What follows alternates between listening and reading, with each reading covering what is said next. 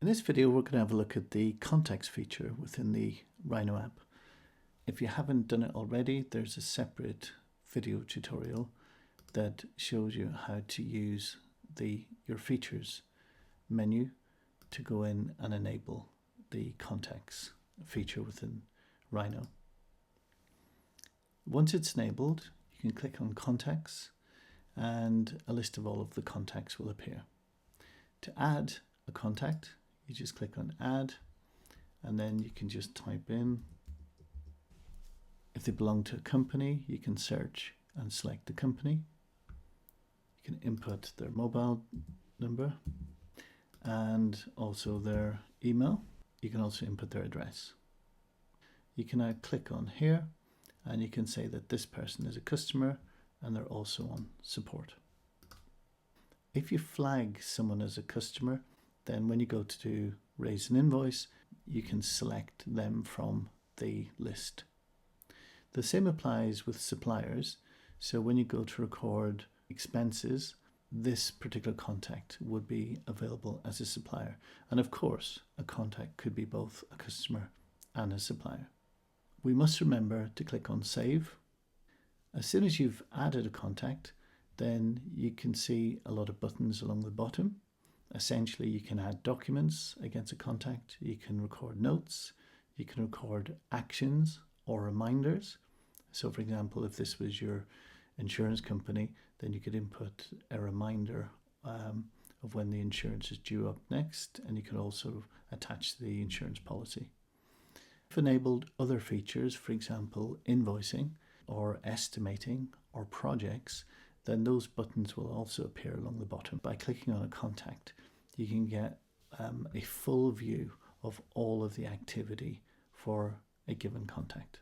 To edit a contact, you just click on edit and you can update the information, and once again you must click on save.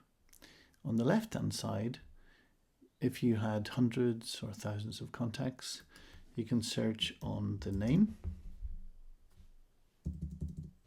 or you can search on the keywords. So if I want to see all the people on support, and it'll filter on all of those. And there's another really nice feature along the bottom. Once you've got a list of all of your customers, you can click on a quick report, and that will quickly put all of that information into a nice report.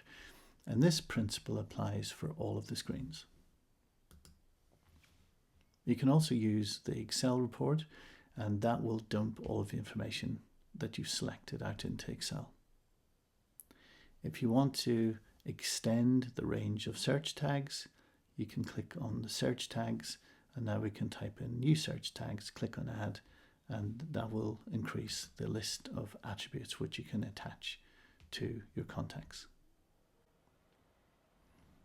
There's a separate video which will show you how to import your contacts from another system. For small businesses, recording contacts may be sufficient, but what you can do is you can click on your features on the CRM, and you can also enable the company view. So we now have two things on the left-hand menu. We have a list of contacts and we have a list of companies. If I click on contacts and I click on Jane and I say that Jane worked for a particular company, so let's say she worked for Demo Company Limited.